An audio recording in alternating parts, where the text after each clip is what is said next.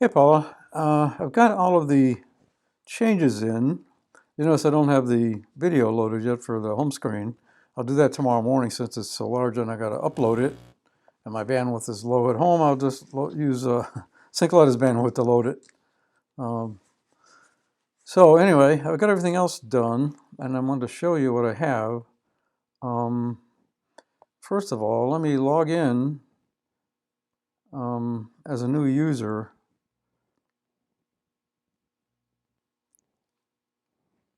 Or sign up as a new user. Enter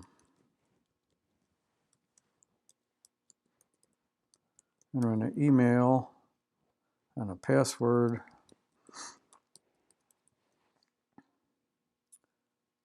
Oh, I'm sorry. I don't even know how to use my own software. I'm supposed to click this to sign up as a new user instead of logging in. So I'll do that. I'll log in as, let's see, John Sykes, Sykes.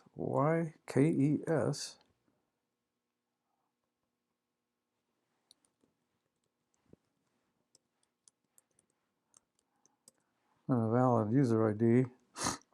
And a couple of passwords here. Anyway, I will sign up now. As soon as I click the sign in, oh, well, it wants a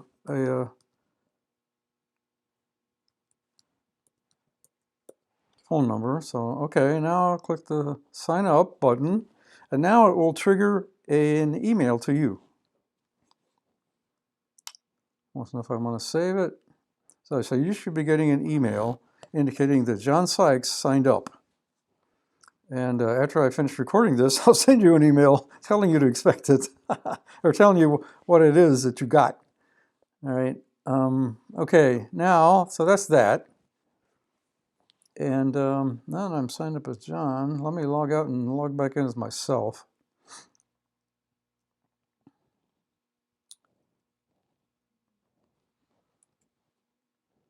This is the test system that I'm using here, so it won't be changing anything in production. But even the test system is real. It'll send you an email. So I'll log in as myself, and then go to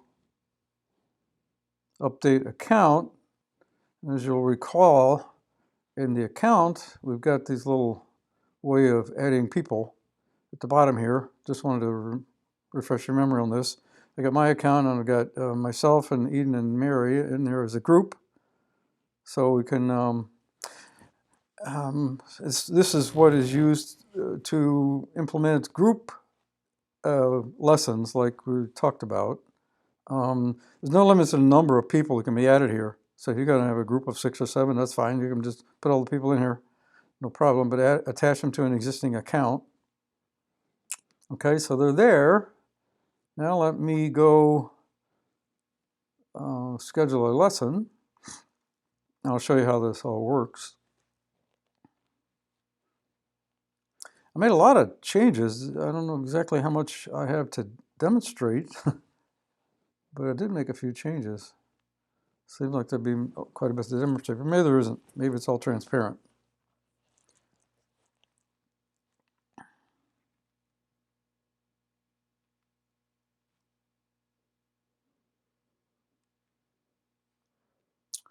Okay. Oh, I got scheduled lessons. No, I don't want that. I'm sorry, I clicked the wrong thing. I want to go to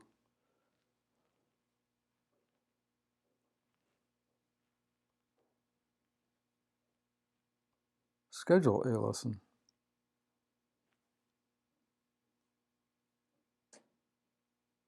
Oh, that goes to scheduled lessons. I'll be darned. Okay, because I'm going to schedule a lesson, just as a student would do, of course. This is the new information on the pop-up here for, like, change for you and Pam, rather.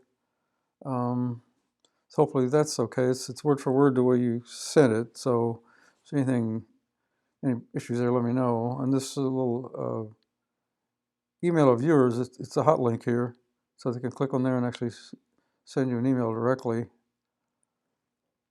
Okay, so I'll pick, you'll notice you're not in the drop-down anymore for trainers. I assume that's what you wanted. Let me know if it's not, I'll add you back. So I'll try and find this open slot here for Pam. Now what happens if you pick a trainer and it's a user account that has more than one person in the group associated, it'll bring this pop-up. And just like before, I guess that's the way it worked before. However, this now it's been modified so that you can pick one or more. It's got a message here, select one or more people from your group for the lesson, and it's got a little note here that multiple person lessons are based on availability and must be confirmed with the trainer. All right, so I'll just select all three here, myself and Eden and Mary, and click done. So that means that the three of us are going to be on the lesson. Then we try to find an open slot here. 28th, no good. 27th, no good. She's kind of busy.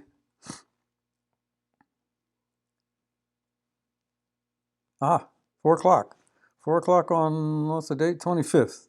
February 25th at 4. We'll take that.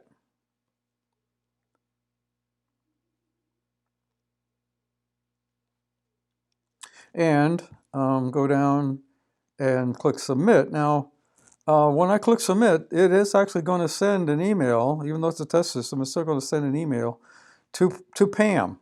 So I'm not sure I have Pam's email address. I might, but anyway, if you could let her know that the funny email she's going to get is just a test.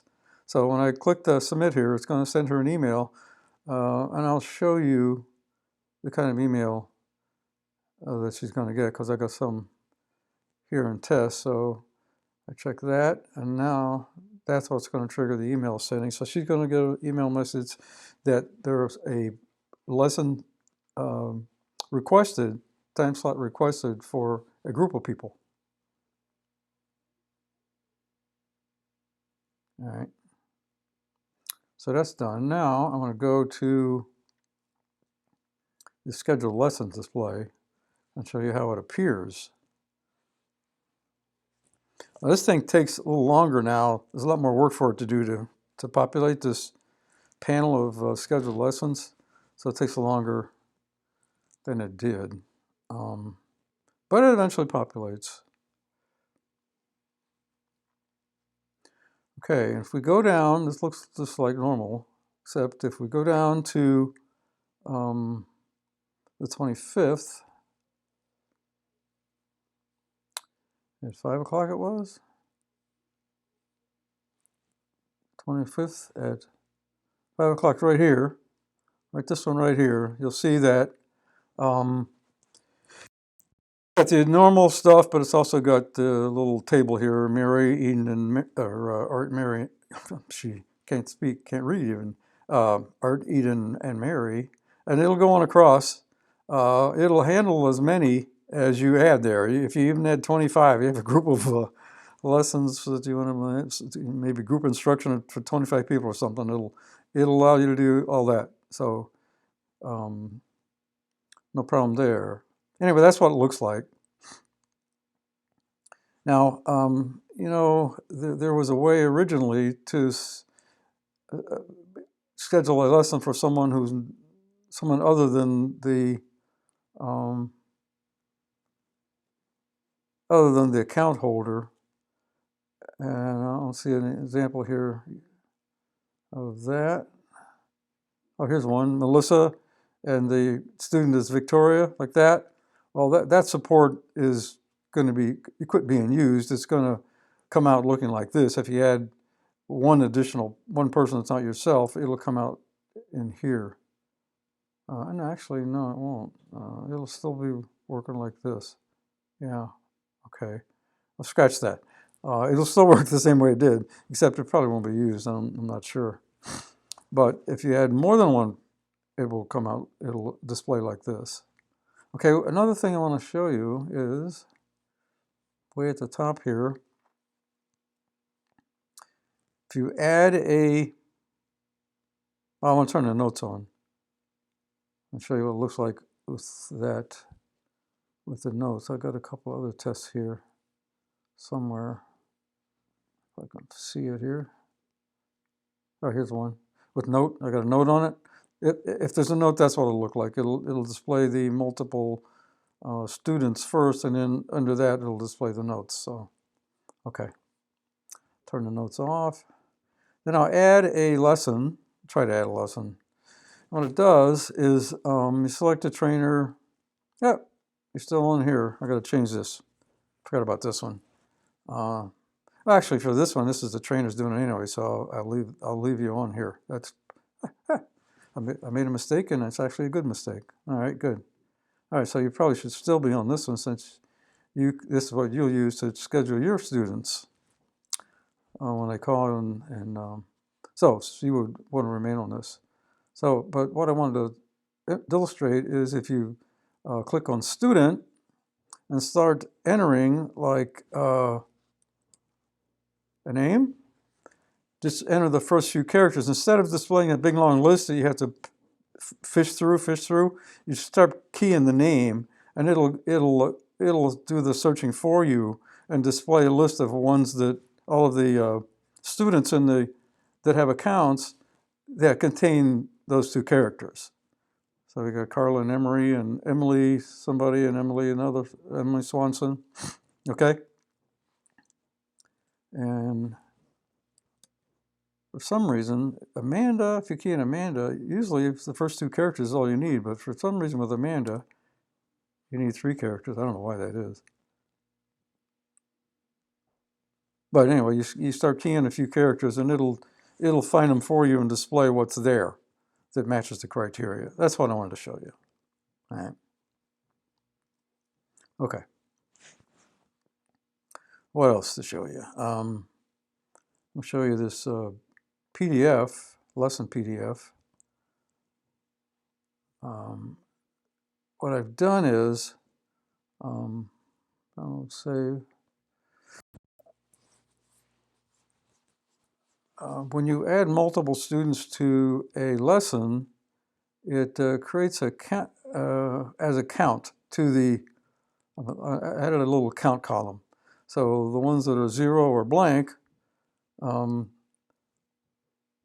just normal, but here's one with a 3. This is the one I added, or when I added testing anyway, to Catherine. It has a 3 there. If we're going down to the 25th, you probably see the one for Pam. Pam, the 25th, one we just added, should be there somewhere. Here it is. I had another one for Pam, but anyway, this is the one for the 25th we added, I think, 4 o'clock. Yeah, 4 o'clock. So anyway, it displays the count, so you can see the ones that have multiple lessons. It'll be a 2 or 3 or 4, etc. And I think once people start using this, even the ones that have a 1 will have a 1 there. So it tells you how many students there are there. And the same way with the, I added that field to the spreadsheet too. I don't know if you use the spreadsheet, the CSV file that you can generate. I don't know if you use that, but anyway, if you do, that'll be one of the columns. The count will be in there as one of the columns. Okay.